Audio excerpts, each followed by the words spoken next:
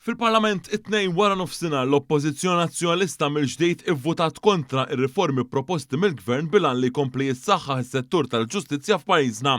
Dan wassal biex emendi kostituzzjonali li kienu jeħtieġu l-appoġġ ta' żewġ terz tal-Kamra ma daħlux fis-seħħ. Minkejja dan wara mozzjoni ta' proċedura, il-voti ittieħdu wieħed għal kull klawżola, inkluż dawk li kienu jeħtieġu biss maġġoranza sempliċi u allura spiċċaw għaddew bil-vot tan-naħa tal-Gvern biss. L-uniċi klawżoli li għaddew kienu tnejn li relataw mal-introduzzjoni ta' kummissarju għall-istandards tal-ġudikatura. Il-klawżoli l-oħrajn kollha, inkluż dik li tiżdied l-età tal-irtirar għal membri tal-ġudikatura, spiċċaw m'għaddewx. Dan anke jekk dawn kienu maqbula u kif mixtieqa mill-assoċjazzjoni tirrappreżenta lill-membri tal-ġudikatura.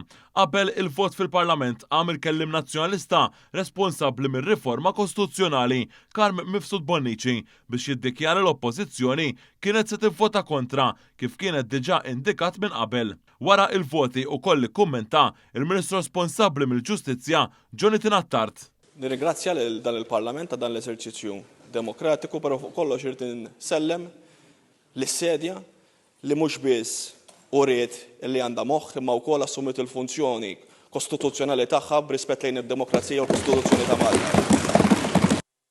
Dan b'referenza għall-attakki tal-kap de facto nazzjonalista Carola Aquilina li fl-aħħar jiem kif ukoll ftit ta' żmien ilu kien attakka direttament lill-Speaker Angelo Farrugia u sansitra qallu li jiddubita kemm jaħseb. Iżjed riċenti, Aquilina qal il-Parlament u maħkum u kontrollat minn rasu sa saqajh mill-Gvern wara li ruling tas-sedja ma kienx kif xtaqu. Parlament maħkum u kontrollat minn rasu sa saqajh mill-Gvern.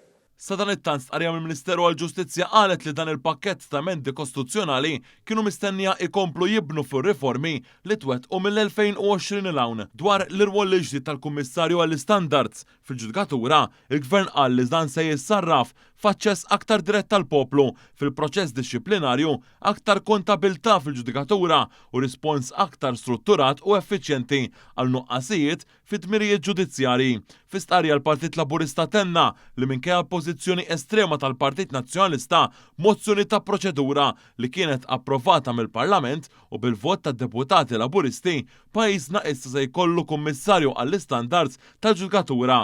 Intqal li quddiem il-konfużjoni tal-Partit Nazzjonalista, Gvern Laburista se jkompli jressa l qudiem riformi li jsaħħu s-saltna dritt f'pajjiżna u jagħtu aktar saħħa u drittijiet liċ-ċittadini. Aktar kmieni fis-seduta qabel il-voti fuq ir-riformi għall-ġustizzja, il-Parlament ukoll ivvota favur it-tibdil fil-konfini tad-distretti elettorali kif ippreżentat mill-Kummissjoni Elettorali.